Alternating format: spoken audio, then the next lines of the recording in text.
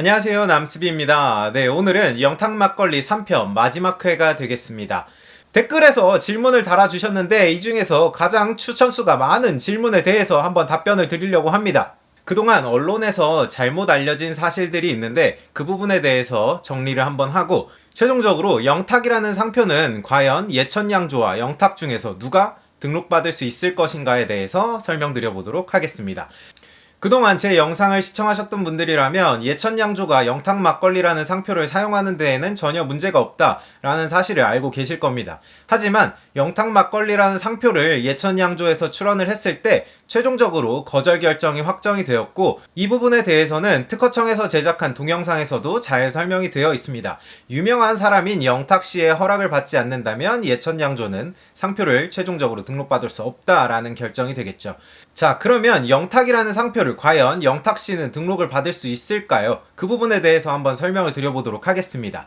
이 내용에 대해서 언론에 일부 잘못 알려진 내용이 있어서 제가 살짝 가지고 와봤습니다. 네, 몇 가지 언론에 기사가 나왔는데 상표법 30조 20항 1호에 보면 모델 계약 중인 자거나 이해관계가 있는 자는 상표 출원 및 등록을 할 수 없다라는 식으로 일부 언론에서 이러한 기사를 냈습니다. 그래서 제가 이 기사에서 나온 30조 20항의 출처가 어디인지 찾아봤더니 예천양조의 담당자가 얘기했던 내용을 팩트체크를 하지 않고 그냥 기사로 써버린 것 같더라고요. 그래서 이 부분을 제가 정확히 한번 짚어봤습니다. 이 예천양조에서 말하는 30조 20항은 과연 무엇일까요? 그러면 같이 상표법을 한번 살펴보시겠습니다. 자, 상표법 30조에서는 전자문서에 의한 상표에 관한 절차의 수행이라고 해서 그냥 상표 출원을 어떻게 하는지에 대해서만 설명을 하고 있고 이 상표법 30조에는 20항이라는 항 자체가 존재를 하지 않습니다. 그러면 도대체 어떤 규정을 가지고 예천양조 담당자가 이렇게 말하는 것인지 한번 찾아봤습니다. 그 담당자가 말한 규정은 사실 34조 1항 제20호가 되겠습니다. 34조 1항 20호를 한번 읽어보도록 하겠습니다. 동업, 고용 등 계약관계나 업무상 거래관계 또는 그 밖의 관계를 통하여 타인이 사용하거나 사용을 준비 중인 상표임을 알면서 그와 동일 유사한 상표를 동일 유사한 상품에 출원한 상표를 말하고 있습니다. 이 상표법 규정이 적용되는 가장 쉬운 예시가 있습니다. 내가 A라는 상표를 사용을 하면서 B에게 우리 제품 좀 만들어 달라 라고 얘기를 했는데 B가 몰래 상표를 출원해서 자기가 등록을 받고 저한테 뭐라고 하는 거죠.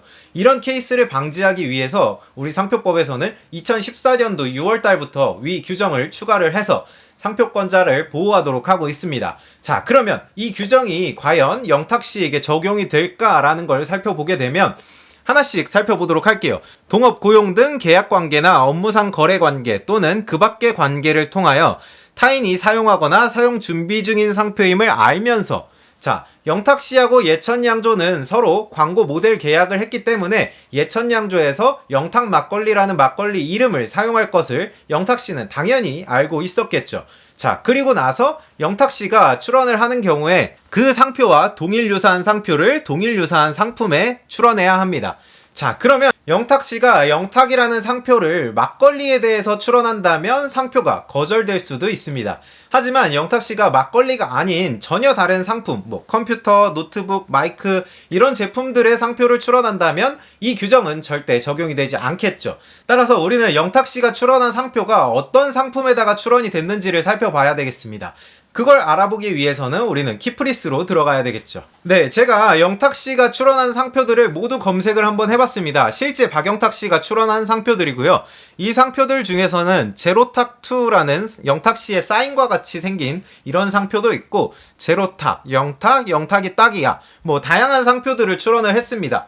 이 중에서 문제가 되는 상표는 막걸리에 출원한 상표가 문제가 되겠습니다. 그래서 밑으로 상표를 내려보다 보면 상품 분류 33류 영탁 이 상표를 선택을 해봤습니다. 그리고 지정상품을 살펴보면 지정상품에 과실주, 동동주, 막걸리, 법주, 소주, 쌀로 빚은 술, 알코올성 음료 이렇게 다양한 술 종류들이 나와 있고 그 중에 막걸리가 또 당연히 포함이 되어 있습니다. 자, 그러면 결과적으로 상표법 34조 제1항 20호에 따라서 영탁씨의 이 상표는 기존에 영탁 막걸리가 사용을 하려고 있던 사실을 알고 있었고 그 관계에 있던 영탁씨가 상표를 출원했다 보니까 막걸리에 대해서는 상표를 등록을 받을 수가 없습니다.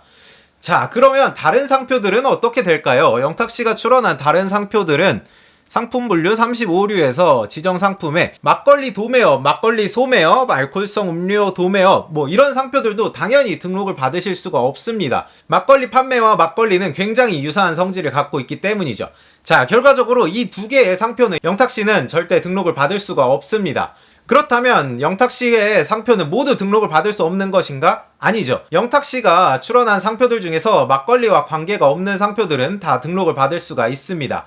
그렇다면 예천양조는 어디까지 등록을 받을 수 있을까요? 예천양조가 만약에 막걸리하고 다른 상품들을 출원을 한다라고 했을 때 예천양조에서는 지금 영탁이라는 상표를 가지고 막걸리 이외에 다른 제품들에도 상표를 출원을 하고 있다고 하는데 그런 상표들은 등록받을 수가 없습니다. 왜냐면 유명한 사람의 이름인 영탁이라는 것을 포함을 하고 있고 영탁씨의 허락도 받지 못했기 때문에 예천양조에서는 결과적으로 영탁과 관련된 어떤 상표도 등록을 받을 수가 없습니다.